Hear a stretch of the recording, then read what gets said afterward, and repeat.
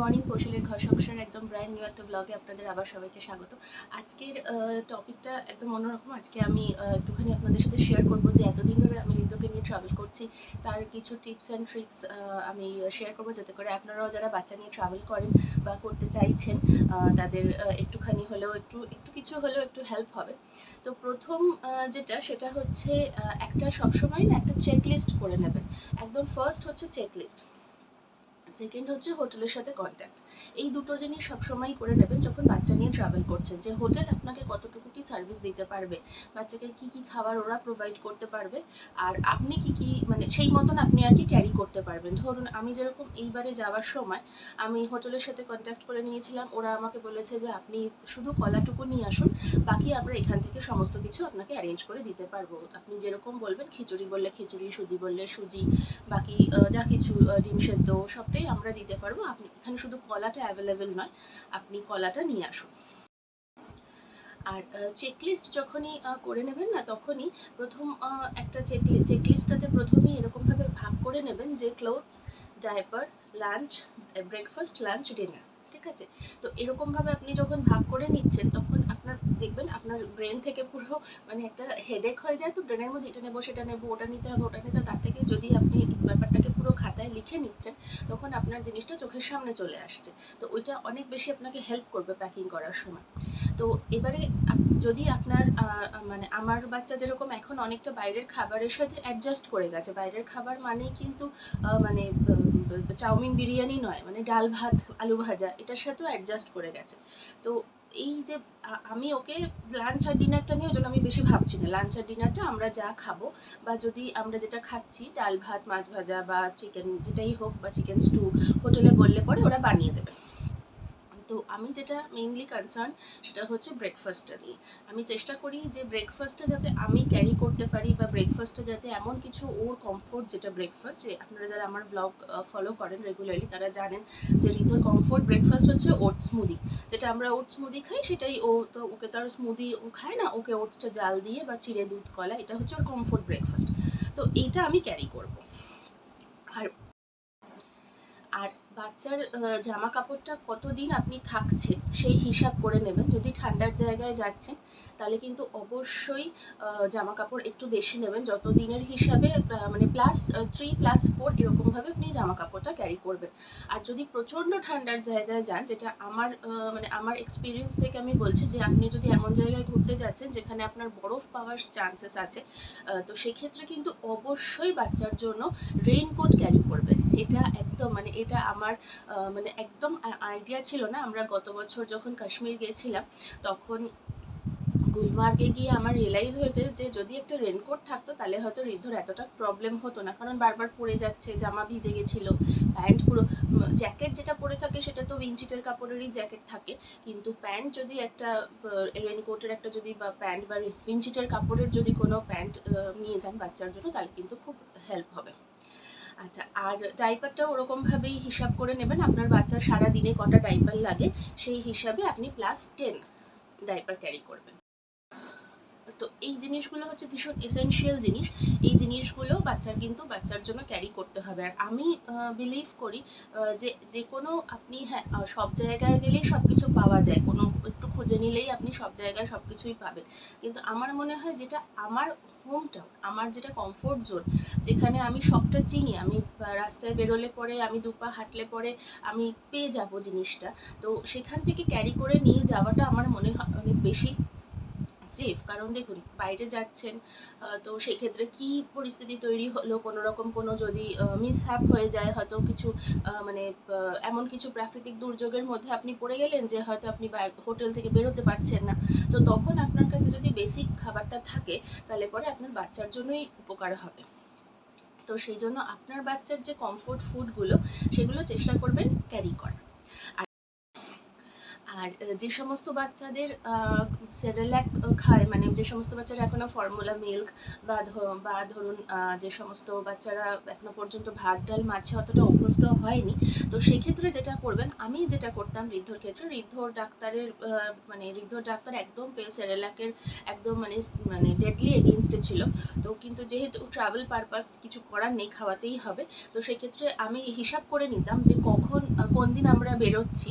তো সেই হিসাবে আমি 1 মাস আগে থাকতে ওকে ওই পার্টিকুলার সেরেল্যাকটাই কিন্তু আমি ওকে হ্যাবিট করাতাম। মানে ধরুন যদি আমি ওকে হুইট অ্যাপেল খাওয়াই, তাহলে আমি হুইট অ্যাপেলই 3টে ফাইল কি 4টে ফাইল যটা লাগবে হিসাব করে আমি ক্যারি করতাম।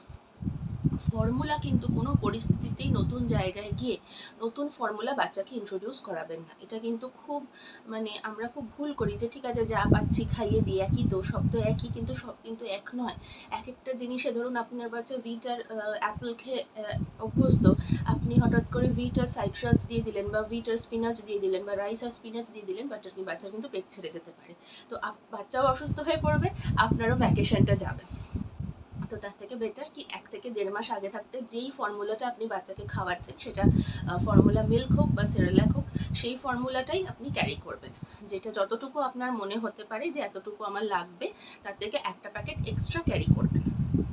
আর একদম প্রথম ভাবছেন যে আমি বাচ্চা নিয়ে ঘুরতে যাব, তো তারা কিন্তু অবশ্যই প্রথমবার যখন বাচ্চাকে নিয়ে বেরোচ্ছেন, তখন কিন্তু বাচ্চার যে পেডিয়াট্রিশিয়ান আছে, সেই পেডিয়াট্রিশিয়ানের সাথে একটা কনসাল্ট করে নেবেন। তাহলে পরে সেই পেডিয়াট্রিশিয়ান আপনাকে একটা ওষুধের লিস্ট দিয়ে দেবে, যে বাচ্চার বমি হলে, পেটে ব্যথা হলে, তারপরে বাচ্চার যদি কোনো রকম অন্য কোনো অস্বস্তি হয়, পটি ওষুধ, সমস্ত রকম ওষুধ, তারপরে টুকটাক ব্যথা ট্যাথা লাগলে কী ওষুধ দিতে পারবেন, সবটা কিন্তু ওই ডাক্তারের কাছ থেকে একটা লিস্ট করে নেবেন। এবং এই লিস্টেই আপনি থ্রু আউট যখনই ট্রাভেল করবেন এই লিস্টটাই ক্যারি করবেন। যতক্ষণ না আপনার বাচ্চা পেডিয়াট্রিক্স থেকে বেরোচ্ছে, ততক্ষণ পর্যন্ত এই লিস্টটাই ক্যারি করবেন। আমি যেরকম ঋদ্ধর সমস্ত ওষুধ ক্যারি করি, আর চেষ্টা করবেন যেই ওষুধগুলো শেষের দিকে, ধরুন এইটুকু বাকি আছে বা হয়তো প্যাচ খুলে গেছে, সেগুলো কিন্তু আরেকবার রিপারচেস করে নিতে।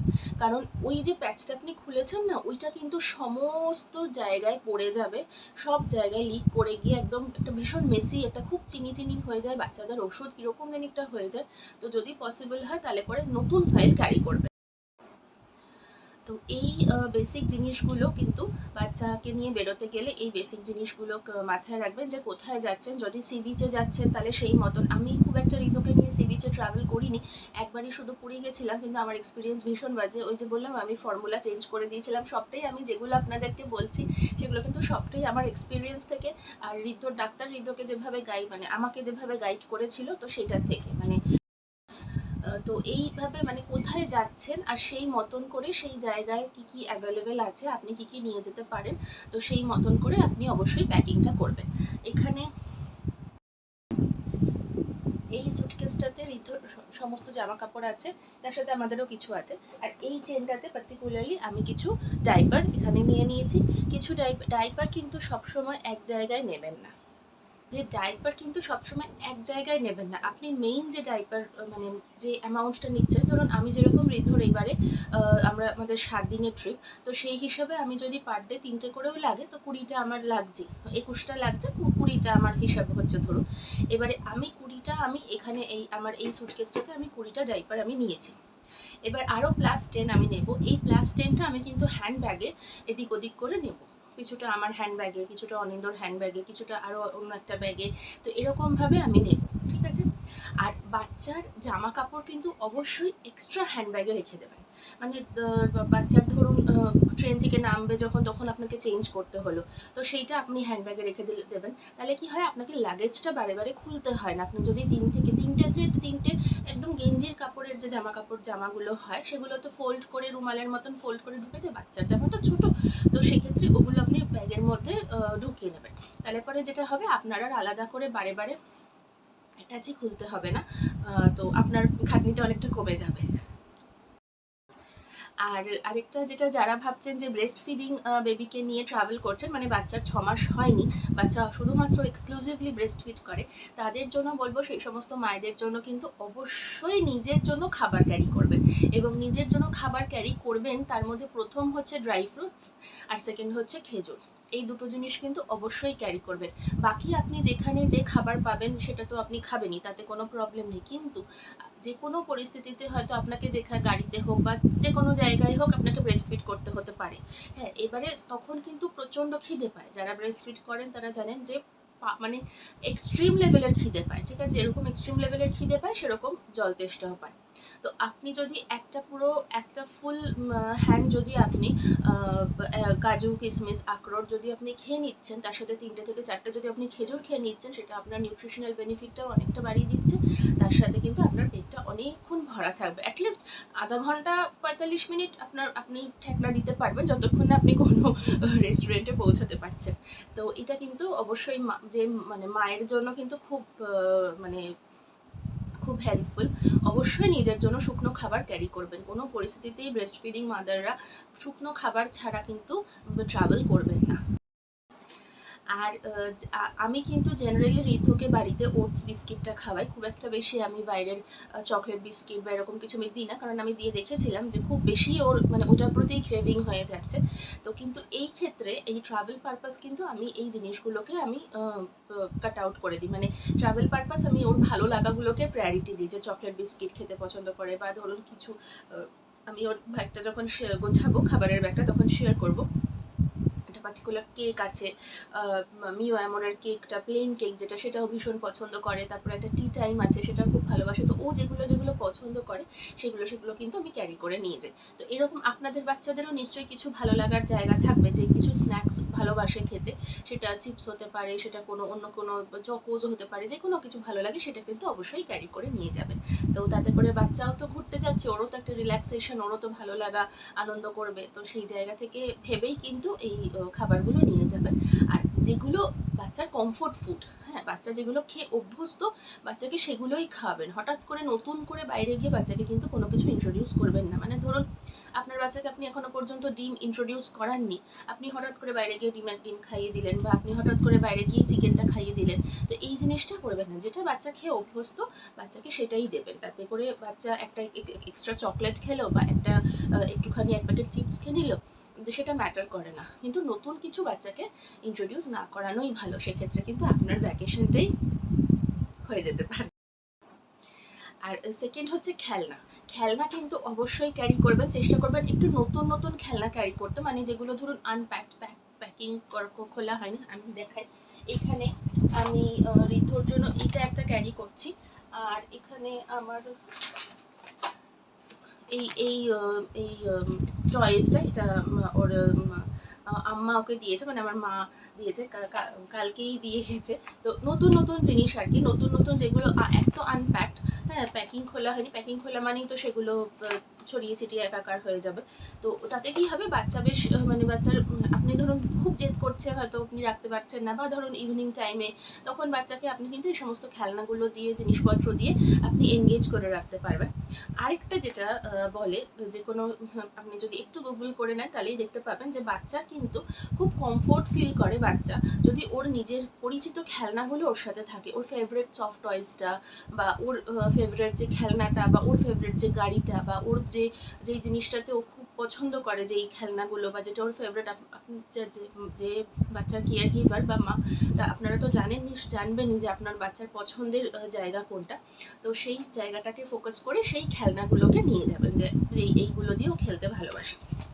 আর যে সমস্ত বাচ্চারা সবে পড়াশুনো শিখছে, নতুন জিনিসপত্র চিনছে ঋদ্ধর মতন, তাদের জন্য কিন্তু অবশ্যই একটু খাতা, পেন্সিল, একটু কালার, তারপর একটু ফ্ল্যাশ কার্ড। ঋদ্ধর যে ফ্ল্যাশ কার্ডগুলো আছে সেগুলো একটু বড়, তো সেই জন্য আমি এইটা একটা নতুন পারচেজ করেছি। এটা ঢোকালে পরে না একবার শেয়ার করি আপনাদের সাথে।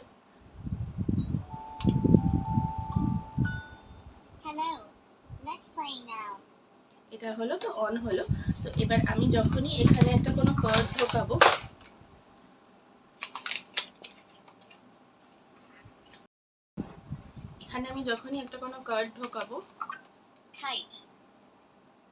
এরকম ভাবে ও বলবে। তো এটা বাচ্চাদের জন্য খুব ইন্টারেস্টিং, এটা ঋদ্ধর জন্য খুব ইন্টারেস্টিং।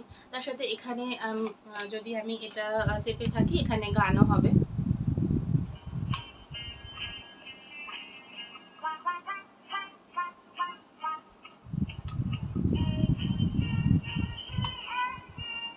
গানটা আমি আর বেশি শোনাচ্ছি না, কপিরাইটের ক্লেম চলে আসতে পারে। তো এইরকম মানে আপনার বাচ্চার যে খেলার জিনিস, যেগুলো আপনার বাচ্চাকে মানে যেগুলো ও নিয়ে বসে থাকতে পারবে, একটুখানি সিটিং হ্যাবিটটা যেগুলো নিয়ে আপনি তৈরি করেছেন, সেগুলো চেষ্টা করবেন ছোটো ছোটো ছোটো ছোটো করে ক্যারি করার। আমি জানি জিনিস অনেক বেশি হয়ে যায়, অনেক লাগেজ বেশি হয়ে যায়, কিন্তু কিছু করার থাকে না। বাচ্চা নিয়ে ট্রাভেল করতে গেলে একটু জিনিস হয়ে যায়, একটু কিছু কিছু জায়গায় আপনাকে তো একটু কম্প্রোমাইজ করতেই হবে, কিছু করার নেই। তো এই হচ্ছে ব্যাপার। আর এই আশা করি আমি যেইগুলো আপনাদেরকে বললাম সেগুলো আপনাদেরকে একটু হলেও কিছু হেল্প করবে। আর আমি ঋদ্ধর খাবারের ব্যাগটা কিভাবে গোছাই, তো সেটা চলুন আপনাদেরকে দেখিয়ে দিই। এখানে আমি ঋদ্ধর জন্য ওটসটা ড্রাই রোস্ট করে নেব। আমি কিন্তু প্রত্যেকবার ওটস যে ড্রাই রোস্ট করি তখন আমি এর মধ্যে কিন্তু 10-12টা মতন অ্যালমন্ডসও ফেলে দিই, কিন্তু যেহেতু এটা আমি ট্রাভেল পারপাস ক্যারি করছি, তো সেহেতু এখানে আমি অ্যালমন্ডসটা ফেলবো না, এটা আমি এমনি ড্রাই রোস্ট করব। অ্যালমন্ডস ফেলে ড্রাই রোস্ট করলে পরে কিন্তু অনেক সময় যদি আপনার মিক্সিতে যখন ঘোরাচ্ছেন তখন যদি ঠিকঠাক মতন ব্লেন্ড না হচ্ছে, বাদামটা যদি তেল ছেড়ে দেয়, সেক্ষেত্রে কিন্তু আপনার ওটসটা আর মানে শুকনো থাকবে না, ওটা কিন্তু তখন ভেজা ভেজা হয়ে যাবে, তো আপনার কিন্তু পুরো জিনিসটাই নষ্ট হয়ে যেতে পারে। কিন্তু সেটা আমি যখন ঘরে করি তখন হয় না, কিন্তু যদি বাই চান্স ঘটনাটা ঘটে যায়, তো সেজন্য আমি আর যখন ট্রাভেল পারপাস ওটসটা ড্রাই রোস্ট করি তখন কিন্তু আমি ওই রিস্কটা নিই না। আর এখানে আমি একটুখানি একদম পাতলা চিড়ে, যেটা একটু জলে ভেজালেই নরম হয়ে যায়, এই চিড়েটা আমি ক্যারি করছি। আর আমি এই মিল্টনের বোতলগুলোই ক্যারি করি, কারণ এগুলোর শেপটা একটু সরু মতন, তো সেজন্য এগুলো বেশ কোনায় কোনায় ঢুকে যায়। বেশি মোটা বা বেশি চ্যাপ্টা এরকম টাইপের কন্টেনার কিন্তু ক্যারি করবেন না, তাহলে পরে আপনারই জিনিস নিতে একটু অসুবিধা হবে। আর এখানে আমি প্রথমে যে ফ্ল্যাট জিনিস যেগুলো, এই কেক, তারপরে ওই টি টাইম, তারপরে এই চকলেট, এগুলোর প্রথমে ঢুকিয়ে নিচ্ছি একটা একটা করে। তারপরে আমি এই সাইড দিয়ে ওই ওটসের কৌটোটা, চিড়ের কৌটোটা, এগুলো সব একটা একটা করে বসিয়ে নেব। সুন্দর করে গুড়টা নিয়ে যাব, কারণ গুড়টাও সব জায়গায় অ্যাভেলেবেল নাও হতে পারে। এখানে আমি কয়েকটা ছোটো ছোটো ওই বিস্কিটের যে প্যাকেটগুলো থাকে ওইগুলো প্রথমে একটুখানি বসিয়ে নিচ্ছি। তো এইভাবে আমি আস্তে আস্তে সবগুলো দিয়ে এই ব্যাগটা শুধু খাবারের ব্যাগই হবে, এই ব্যাগটা এরকমভাবে আমি গুছিয়ে নেব যাতে সবটুকু অ্যাভেলেবেল থাকে আর কি, ঋদ্ধর যেটুকু যা দরকার এই ব্যাগটার মধ্যেই যাতে থাকে। আর আমি না এমনভাবে প্যাকিং করি যাতে করে ফেরার দিন পর্যন্ত মানে রেডি থাকে আর কি, কোনো অসুবিধা না হয়। আর এখানে আমি দোকান থেকে বলেই আমি সেরকমভাবেই কলা নিয়ে নিয়েছি যাতে মোটামুটি 6-7 থেকে 7 দিন চলে যায়। আর এই ছোট্ট একটা টিফিন বক্স, এটার মধ্যে করেই ওকে সব কিছুই করে খাইয়ে দেবো। আর রস করার জায়গাটা, আরেকটা জিনিস যেটা আমি মিস করে গেছি, সেটা হচ্ছে বাচ্চাকে শীতের জায়গায় নিয়ে গেলে অবশ্যই কিন্তু সাফিশিয়েন্ট মোজা নেবেন। হয়তো আপনি দেখছেন যে সেরকম ঠান্ডা নেই, আপনি যখন টেম্পারেচার চেক করবেন, প্যাকিং করার সময় কিন্তু অবশ্যই টেম্পারেচার চেক করে নেবেন। আর যখনই আপনি টেম্পারেচার চেক করবেন তখন যদি দেখছেন যে সেই জায়গায় ঠান্ডা নেই, তাহলে কিন্তু সেই ভরসায় আপনি কিন্তু প্যাকিং করবেন না, যে ঠিক আছে কোনো শীতের জামা কাপড় নিলাম না, বাচ্চাটা খুব বেশি গরম লাগে বা এটসেট্রা এটসেট্রা, সেই ভুলটা কিন্তু করবেন না। কারণ একবার যদি বৃষ্টি হয়ে যায় পাহাড়ে, তাহলে কিন্তু টেম্পারেচার চট করে নেমে যাবে, তখন কিন্তু আপনি পড়বেন মহাবিপদে। তো সেজন্য অবশ্যই করে একটা টুপি, অনেকগুলো মোজা, অন্তত 4 থেকে 5টা মোজা, আর এক্সট্রা জুতো একটা ক্যারি করবেন, এটা কিন্তু ভুলবেন না। বাচ্চার সাবান কিন্তু ক্যারি করবেন অবশ্যই। বাচ্চা যে সাবান ব্যবহার করে বা যে সাবান আপনি বাচ্চাকে ব্যবহার করিয়েছেন সেই সাবান, তারপরে শীতের জায়গায় গেলে অবশ্যই ময়শ্চারাইজার, এগুলো কিন্তু ক্যারি করতে ভুলবেন না। এখানে আমি একটা জিনিস দেখিয়ে দিই, এখানে আমাকে ব্লিঙ্কিট থেকে তো টুকিটাকি জিনিস আনি আমরা, তো ব্লিঙ্কিটের সাথে এইটার একটা ট্রায়াল প্যাক দিয়েছিল। চিকুর স্যাশে আছে এখানে, সাবান শ্যাম্পু মানে টপ টু টো যেটা, সেটা স্যাশে আছে। তো আমি সেটাই রেখে দিয়েছিলাম। আমি না যে ছোট ছোট যে সমস্ত জিনিসগুলো দেয়, অনেক সময় তো অনেক কিছু ছোট পারচেস করলে, কসমেটিক্স পারচেস করলে ছোট ছোট দেখবেন ট্রায়াল প্যাক যেগুলো হয় সেগুলো দেয়, তো সেগুলো আমি সব ট্রাভেল পারপাস রেখে দিই। তো এখানে এই চিকুর এখানে দুটো স্যাশে আছে, সাবান শ্যাম্পু ময়শ্চারাইজারেরও স্যাশে আছে। তো এটা দিয়ে মোটামুটি ঋদ্ধর শ্যাম্পুটা দিয়ে, মানে সাবান আর শ্যাম্পু যেটা আছে সেটা দিয়ে ঋদ্ধর এই 6 দিন কিন্তু চলে যাবে, কারণ বাচ্চার সাবান খুব কম লাগে। তো আর মানে আমি দেখেছি, এর আগেও আমি দেখেছি যখনই সাবান শ্যাম্পু ক্যারি করেছি, যদি লকিং সিস্টেম না থাকে না বটলে, তাহলে কিন্তু ওটা পড়ে যাওয়ার খুব সম্ভাবনা থাকে। তো সেই জন্য একটা ছোট এমন কিছু ক্যারি করবেন যেটা ছোট হয়, বেশি বেশি না হয়, কিংবা কোনো ছোট কৌটোতে আপনি ঢেলে নেবেন যেটা থেকে পড়ার চান্সেস কম থাকবে। গুড ইভিনিং সবাইকে। এখন বাজে হচ্ছে ঘড়িতে 7:10। তো আমি এই ভিডিওটা এখানেই শেষ করছি। আশা করছি আপনারা কিছু একটু হলেও আপনাদেরকে আমি হেল্প করতে পেরেছি। এই ঘুরতে যাওয়া সংক্রান্ত, বাচ্চাদেরকে নিয়ে ঘুরতে যাওয়া সংক্রান্ত কিছু টিপস আর ট্রিক্স দিয়ে। ভিডিওটা একটু বড় হয়ে গেল, একটু সেভ করে রাখবেন, যখন দরকার পড়বে তখন দেখে নেবেন, যখন বাচ্চাকে নিয়ে কোথাও যাচ্ছেন তখন দেখে নেবেন। তাহলে পরেই আমার এই যে এত ভাবনা চিন্তা করে এই ভিডিওটা বানানো, সেটার সার্থকতা আর কি। তো আমার মোটামুটি সব প্যাকিং হয়ে গেছে, আর এখন তো লাস্ট মিনিট একদম, আর 10-15 মিনিট বাকি। তো এই লাস্ট মিনিটটাতে আমি যেটা প্রত্যেকবারই করে থাকি, যে ঋদ্ধ যেহেতু এখনও অতটা আর দুধের ওপর অতটা ডিপেন্ডেন্সিটা নেই, দুধটা দিই প্রতিদিনই, রাত্রিবেলা দুধটা দিই, কিন্তু অনেক সময় হয় না খেলেও হয়, ও খেয়ে উঠে ঘুমিয়ে পড়ে, দুধের দরকার পড়ে না। তো এখন ঘরে আমি লিটারালি হাঁপাচ্ছি, একদম লাস্ট মিনিট, তো কন্টিনিউয়াসলি করছি, যেহেতু কাজকর্ম গোছানো এই করার, ঋতুকে রেডি করলাম, নিজে রেডি হলাম। তো এখন দুধটা আমি জাল দিয়ে, ভালো করে জাল দিয়ে গরম দুধটা আমি এটার মধ্যে নিয়ে নেবো একদম রাত্রিবেলা, তখন দুধটা একদম ঠিক থাকবে, কোনো অসুবিধা হবে না, এসিতেই থাকবে। তো তখন আমি দুধটা ঋতুকে দিয়ে দেবো, ও খেয়ে নেবে। তারপরে রাস্তাতে যেরকমভাবে যদি দুধ পাই হোটেলে, যদি ছোট 250 ml বোতল পাই তাহলে সেরকম দেবো, যদি না পাচ্ছি তাহলেও খুব একটা অসুবিধা হবে না। আর যেহেতু ঋতু ফর্মুলা মিল্ক খায় না, ফর্মুলা মিল্ক কোনো হেলথ ড্রিঙ্কস খায় না, সেটাও আমার ডাক্তারের এগেনস্ট হেলথ ড্রিঙ্কসের। তো সেই জন্য আমি সেটাকে সেরকম কিছু ঋতুকে ইন্ট্রোডিউস করাইনি কখনো। তো এই আর কি। তো চলুন, আশা করি ব্লগটা ভালো লেগেছে। ভালো লাগলে কিন্তু অবশ্যই লাইক করবেন, শেয়ার করবেন। দাঁড়াও। তো আশা করি ব্লগটা ভালো লেগেছে, ভালো লাগলে কিন্তু লাইক করবেন, শেয়ার করবেন, আর সাবস্ক্রাইব করতে ভুলবেন না, পাশে থাকবেন। আর দেখতে থাকুন ব্লগগুলো, ঘর সংসারে আরও নতুন নতুন ব্লগ আসবে। আমি চেষ্টা করব যতটুকু সম্ভব আমার পক্ষে, আমি চেষ্টা করব সেরকমভাবেই ব্লগ দেওয়ার। তো চলুন, টাটা।